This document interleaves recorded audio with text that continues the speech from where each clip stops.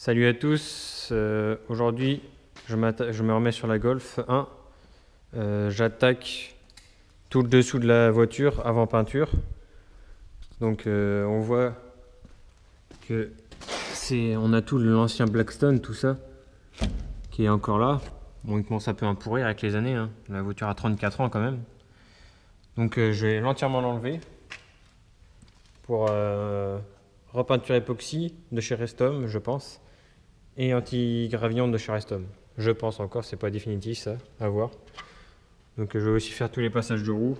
On voit hein, que c'est craquelé partout. Ça fait pas très propre. Il y a aussi il commence à avoir des dépôts de rouille.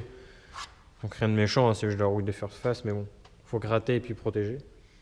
Donc là on voit que j'ai déjà commencé un peu. Donc là c'est vraiment le métal à nu. Hein. Donc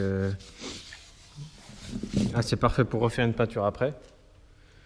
Donc je vais tout gratter et après je commencerai la peinture. Donc voilà, j'ai fait un support. Donc ça c'est obligé hein, pour, je pense, enfin on peut le mettre sur le côté sur des matelas etc. Mais bon. Donc rien de bien compliqué, un support avec un axe quoi. Hop. Pris dans les pare-chocs. D'origine sur les Golf 1, donc ça peut s'adapter sur d'autres voitures. Donc voilà. Donc là comment je procède? Donc j'ai une meuleuse avec les fils, une brosse la plus rigide que j'ai trouvée. Donc j'ai trouvé celle-ci qui est vraiment pas mal. Donc voilà.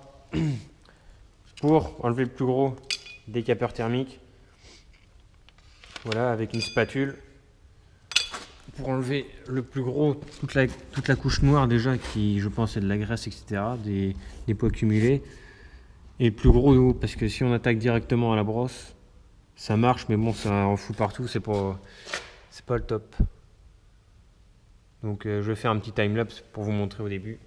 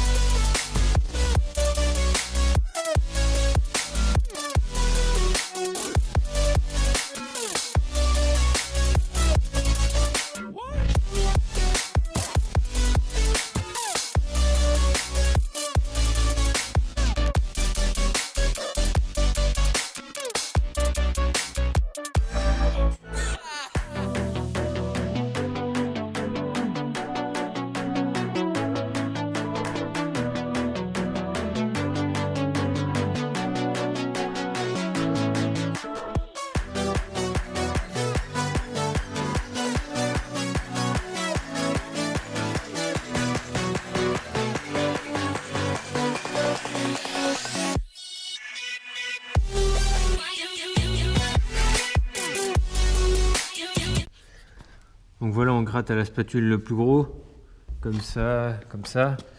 Donc là, j'ai pas tout fait, je finirai hors caméra. Après, là où il y aura la colle assez dure, c'est où il y a tous les joints entre deux tôles comme ça. Hop. Donc là, il nous reste entre les deux, mais c'est pas grave, hein, ça, elle est encore efficace. Donc là, on voit, on a la même chose, forcément, que ici.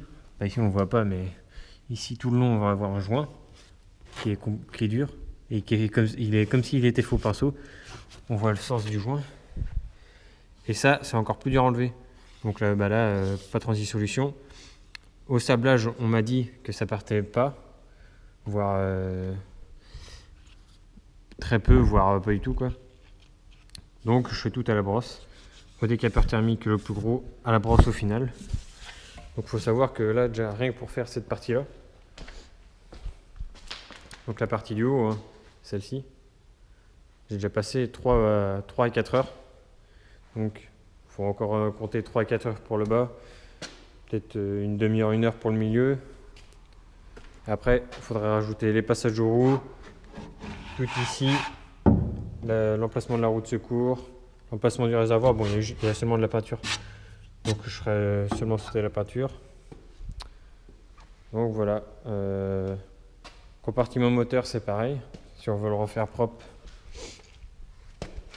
faut enlever partout ici. On a du Blackstone entre les joints. Donc voilà. Donc là, on voit que la peinture, elle est vraiment pas belle. Elle est écaillée. Elle a commencé à partir. Donc je vais la refaire propre partout ici. Et dans tous les petits recoins ici, il faut essayer de brosser avec la grosse pour les plus grandes parties. Puis après, j'ai acheté une plus petite qui brosse en bout comme celle-ci et qui branche latéralement comme celle-ci. Comme ça, on peut faire un peu tous les recoins. C'est vraiment pas mal.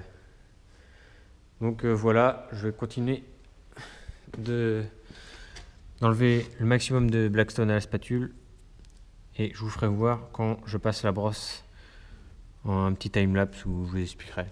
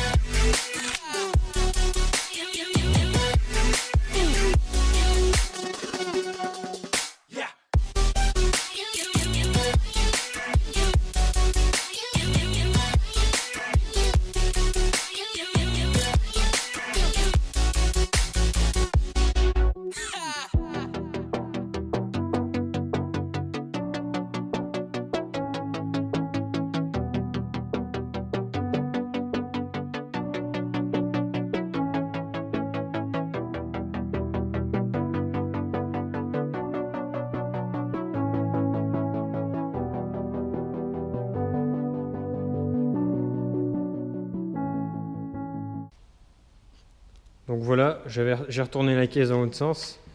J'ai refait la deuxième partie. Donc avec la grosse en premier sur la meuleuse. Et là, je suis en train de finir. Je vais vous montrer pourquoi ça sert d'avoir des petites brosses. Par exemple, pour finir dans des coins comme ça. Hop, on passe comme ça à la perceuse. Bon, il y a des coins où je pourrais pas y faire grand chose, comme là, dans les trous. Je vais essayer avec des produits du coup chimiques. Toutes les petites attaches comme ça pour faire les conduites d'essence et les conduites de liquide de frein. Hop, passer à la petite brosse aussi pour pas les abîmer. Donc ça c'est bon. Hop, tout là aussi, partout où on peut pas passer, hop, à la petite brosse. Du coup ça rend un bon fini.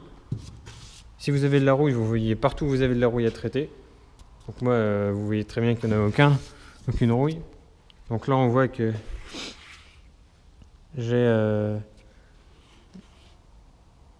les ponts, à force de lever la voiture au pont élévateur chez des garagistes, la ligne est complètement voilée. Donc je pense que dans le prochain épisode ou dans un autre, j'ai essayé de le redresser. Donc là, on voit aussi là qu'il y a eu un cric ou quelque chose. Donc il y a ça tout au long de la voiture, des deux côtés. Là on voit très bien aussi que c'est pas droit. Donc on va reprendre ça. Moi de mon côté, pour cette partie-là, je vais peut-être toujours faire un passage pour les passages de roue. Et après sinon il n'y a rien de bien compliqué, hein. C'est du brossage. Je peux, voire pas utiliser de produits chimiques. Je vais peut-être en essayer pour les trous comme ça ou ici. Mais bon, après, de toute façon, pour remettre un coup de produit dedans, ça va être compliqué. Donc autant le laisser comme ça, limite. Donc voilà. Pour aujourd'hui, moi, ça s'arrête là. J'en reprendrai plus tard. Bon, voilà toute la partie brossée. Donc toujours pareil avec les 3 brosses que j'ai expliqué avant. Donc tous les plats, c'est assez simple à faire, hein. Après, tout ce qui va être plus compliqué, c'est tout ce qui est ici, donc soit brosse à main ou produits chimiques. Je vais peut-être essayer. Donc voilà, vu qu'on est en hiver, forcément, il y a de la rouille de surface, donc c'est vraiment léger, hein, qui commence à revenir. Donc en attendant de faire la peinture, je vais peut-être juste mettre un coup de baume premier prêt, comme j'ai fait un test ici, hein, qui s'enlève facilement. Parce que là, après, je vais repasser un coup de brosse partout, quoi, pour vraiment enlever toutes les petites merdes qui restent. Donc je pense que je vais mettre un coup de brosse et comme ça, quand je passerai mon dernier coup de brosse, ça enlèvera la peinture et toutes les petites merdes qui sont en dessous, qui restaient. Donc pour les passages de rouge, je vais pas les filmer. Ici, j'ai fait un test, hein, ça s'enlève relativement bien. Enfin, c'est comme le dessous de la voiture, quoi. Sauf que là, on voit qu'il est beaucoup plus abîmé, donc peut-être il est bien dur. Donc il va peut-être s'enlever plus facilement. Donc je vais pas faire de vidéo là-dessus, hein. Pareil pour toutes les autres parties de la voiture. C'est un passe-temps. Donc là, je sais pas trop comment je vais faire à l'intérieur pour l'instant. Donc voilà. Pour la première partie. Donc vous verrez dans la deuxième partie, quand je m'attaquerai à la peinture époxy de base, que toute la voiture aura été brossée. Donc voilà, donc la prochaine partie, ça va pas être tout de suite, je pense.